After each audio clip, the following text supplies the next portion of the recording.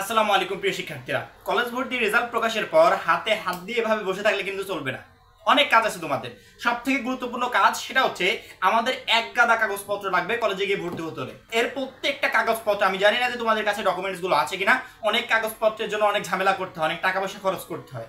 এই কাগজপত্রগুলো totally manage করে তারপরে যেতে হবে কলেজে, তারপরে ভর্তি ফিটা দিয়ে কলেজের ফর্মটা পূরণ করে তারপরে সব কাগজপত্র অ্যাডজাস্ট করে জমা দিলে তখন তুমি ওই কলেজের স্টুডেন্ট হিসেবে বিবেচিত হবে। কারণ কি, চূড়ান্ত ভর্তি যে তারিখটা, এই তারিখের ভিতরে ভর্তি না হলে তুমি কলেজের শিক্ষার্থী হবে না। অনেকে হয়তো কলেজটাকে কনফার্ম করে বসে আছে যে যখন ভর্তি শুরু হবে তখন গিয়ে জাস্ট ভর্তি হয়ে যাব। না, এখন তোমার সময় মাঝখানে যে কয়টা দিন সময় পাচ্ছ ভর্তির আগ পর্যন্ত, এই সময়ের ভিতর তোমাকে টোটাল ডকুমেন্টস গুলো ম্যানেজ করে রাখতে হবে। আচ্ছা, তোমার কাছে কি মার্কশিট আছে?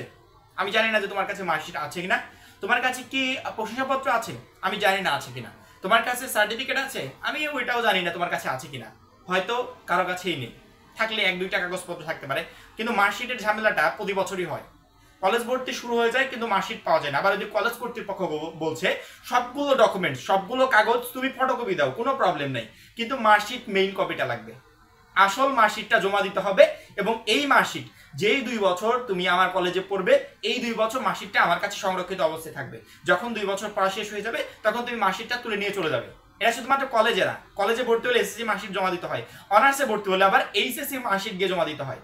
অর্থাৎ পড়াশোনা করতে গেলে মার্কশিটটা আমাদেরকে বন্দুক রাখতে হয়, বন্দুক রেখে পড়াশোনা করতে হয়, এই হলো বিষয়টা। এবং এর টোটাল ডকুমেন্টস গুলো আমাদের কলেজ ভর্তির আগেই ম্যানেজ করে আলাদা একটা ফাইল করে রাখতে হবে, যাতে যেদিন ভর্তি হতে যাবো ওই দিন যেন কোনো প্রবলেম না হয়। একটা ডকুমেন্টসও মিস করলে পরবর্তীতে যাবে কষ্ট করে, দেখবে যে ডকুমেন্টস নেওয়া নাই, তখন তারা বলবে যে এই কাগজপত্রগুলো নিয়ে আসো, তোমাকে ফেরত আসতে হতে পারে। এই জন্য আমরা এখনই দেখে নিব কলেজ ভর্তি হতে আমাদের আসলে কি কি কাগজপত্র প্রয়োজন। প্রথমে যেটা তোমার প্রয়োজন হবে সেটা হচ্ছে চূড়ান্ত ভর্তি ফর্ম কলেজ থেকে সংগ্রহ করে সঠিকভাবে পূরণ করে জমা প্রদান। অর্থাৎ চূড়ান্ত ভর্তি ফর্মটা তুমি কোথায় পাবে? চূড়ান্ত ভর্তি ফর্ম যেদিন কলেজে ভর্তি হতে যাবে ওই দিন কলেজের অফিস রুম থেকে সংগ্রহ করবে, নয়তোবা কলেজের আশেপাশে দেখবে কম্পিউটার দোকান আছে, অনলাইন থেকে সংগ্রহ করার সিস্টেম আছে, সে অনলাইন থেকে ফর্মটা সংগ্রহ করে নিয়ে যাবে। যে কলেজ কর্তৃপক্ষ নিজে ফর্মটা প্রদান করে থাকে সেখানে তোমরা নিজেরা ফর্মটা নেবে। এবং কোনো কলেজ যদি মনে করে যে না আমরা অনলাইনের মাধ্যমে ফর্মটা দিয়ে দেবো, তখন তোমরা অনলাইনের মাধ্যমে ফর্মটা উত্তোলন করে নেবে।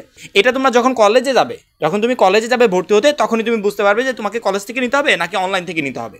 তার পরবর্তী যেটা প্রয়োজন হবে এসএসসি পাশের সার্টিফিকেট, মূল মার্কশিট, একাডেমিক ট্রান্সক্রিপ্ট প্রতিটা 2টি করে ফটোকপি। এসএসসি পাশের সার্টিফিকেট, ঠিক আছে, এসএসসি পাশের সার্টিফিকেট তোমার কাছে আছে?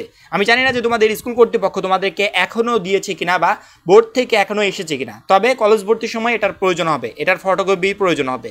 এবং প্রত্যেকটা শিক্ষার্থীকে আমি বারবার করে আরও একবার বলছি, প্রত্যেকটা ডকুমেন্টসের 2-3টা করে ফটোকপি করে ডকুমেন্টসগুলো তোমার কাছে রেখে দিবে। শুধুমাত্র কলেজ ভর্তি না, কলেজ ভর্তির পরবর্তী সময়ে অনেক কাজে তোমাদের এগুলো প্রয়োজন হবে, তখন তোমার এগুলো কাজে লাগবে। প্রত্যেকটারই ফটোকপি করবে। কলেজ যদি ফটোকপি চাই তাহলে তুমি ফটোকপি দিবে, কলেজ যদি বলে যে না মেইন কপি লাগবে তাহলে তুমি মেইন কপি দিবে। এসএসসি পাশের মূল মার্কশিট স্কুলে গিয়ে যোগাযোগ করো আসছে কিনা, যদি আসে তাহলে তুলে ফেলো, 2টি করে ফটোকপি দিবে। এসএসসি পাশের মূল প্রশংসাপত্র, অর্থাৎ তোমার মূলটা লাগবে, পাশাপাশি ফটোকপিও লাগবে, কিন্তু মূলটাও লাগবে ফটোকপিও লাগবে। এসএসসি পাশের মূল প্রশংসাপত্র, এটাও তুমি মার্কশিটটা যখন উত্তোলন করতে যাবে তখন তোমাকে স্কুল কর্তৃপক্ষ এটা দিয়ে দিবে। এসএসসি পাশের মূল প্রবেশপত্র 2 কপি করে ফটোকপি, ঠিক আছে। এখানে এসএসসি পাশের মূল প্রবেশপত্রটা আসলে প্রয়োজন হয় না, ফটোকপি দিলেই হয়, 2-3টা করে ফটোকপি তোমরা নিয়ে যাবে। এসএসসি পাশের মূল রেজিস্ট্রেশন কার্ডের 2 কপি করে ফটোকপি, মূল যে রেজিস্ট্রেশন কার্ডটা আছে এই রেজিস্ট্রেশন কার্ডের 2-3টা করে ফটোকপি করবে, ফটোকপি দিলেই হবে। শিক্ষার্থীর পাসপোর্ট সাইজের 5 কপি, স্ট্যাম্প সাইজের 2 কপি ছবি, হ্যাঁ এটা প্রয়োজন হবে। পাসপোর্ট সাইজও প্রয়োজন হয়, স্ট্যাম্প সাইজও প্রয়োজন হয়। তোমরা এই ছবিগুলো কাইন্ডলি একটু আগে থেকে তুলে রাখবে। জন্ম নিবন্ধনের ফটোকপি 2টা, জন্ম নিবন্ধনের ফটোকপিটা দিবে, মেইন কপি এগুলো দেওয়ার দরকার নেই। মেইন কপি শুধুমাত্র আই থিঙ্ক মার্কশিট এবং প্রশংসাপত্র, এই 2টা লাগবে। পিতামাতার অভিভাবকের নিবন্ধন আইডি কার্ডের 2টি করে ফটোকপি, তোমার পিতা মাতা দুজনেরই আইডি কার্ডের ফটোকপি নিয়ে যাবে। অনেক কলেজ এগুলো নেয় না আইডি কার্ডের ফটোকপিটা, তারপরও সঙ্গে করে নিয়ে যাবে। যদি চেয়ে বসে তখন তুমি হঠাৎ করে কোথায় পাবে, এজন্য সবকিছুই তুমি সাথে করে নিয়ে যাবে। শিক্ষাবিরতি সনদপত্র, এখানে 2019 হবে না, তোমরা এটা একটু 2023-22 ধরে নিও। যারা আগের বছরের শিক্ষার্থী ছিলে, এই বছর মাঝখানে যে গ্যাপটা গেছে এই বিষয়ে একটা সনদপত্র তোমার প্রয়োজন হবে। এই সনদপত্রটা কলেজ ভর্তির সময় তুমি দিবে।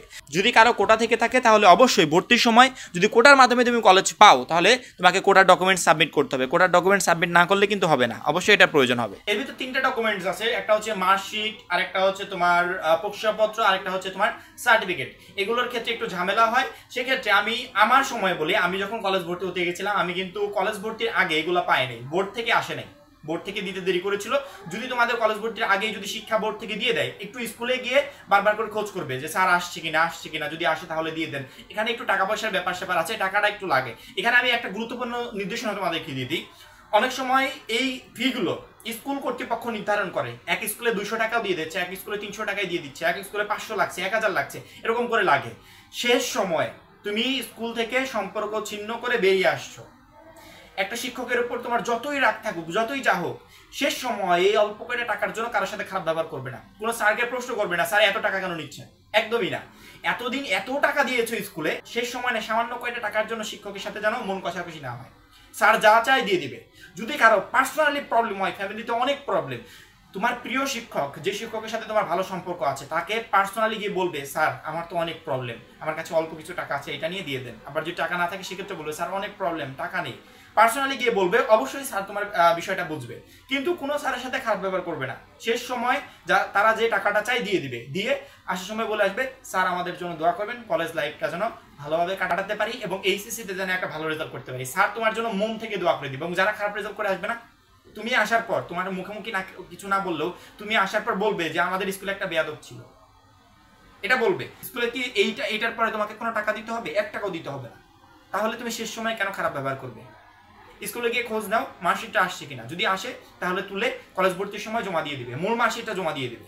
এবং মূল মার্কশিটটা জমা দেওয়ার আগে মাত্র মূল যেটাই জমা দেবে সেটারই কয়েকটা করে ফটোকপি করে রাখবে, পরবর্তী তোমার প্রয়োজন হবে হতে পারে। এবং কলেজ ভর্তির আগে যদি মূল মার্কশিট স্কুলে এসে না পৌঁছায়, সেক্ষেত্রে কলেজে গিয়ে যে শিক্ষক ভর্তির কার্যক্রম করে তাকে গিয়ে রিকোয়েস্ট করবে যে স্যার এখনো আমাদের মূল মার্কশিটটা আমাদের আসে নাই, এই জন্য আমি জমা দিতে পারছি না, আমাকে সময় দিন, 2-3 দিনের ভিতর অবশ্যই আমি জমা দিয়ে দেবো, বা যখনই আসবে তৎক্ষণাৎ আমি জমা দিয়ে দিই, তারপরে তুমি চূড়ান্তভাবে ভর্তি হতে পারবে। যে ডকুমেন্টস গুলো বললাম এখনই ম্যানেজ করে রাখো, যাতে পরবর্তীতে কোনো প্রবলেম না হয়। কলেজ ভর্তি বিষয়ক যে কোনো আপডেট সবার আগে পেতে অবশ্যই আমাদের চ্যানেলটা সাবস্ক্রাইব করে পাশে বেল আইকনটাতে ক্লিক করে রাখবে। সবাই ভালো থাকবে, সুস্থ থাকবে, খোদা হাফেজ।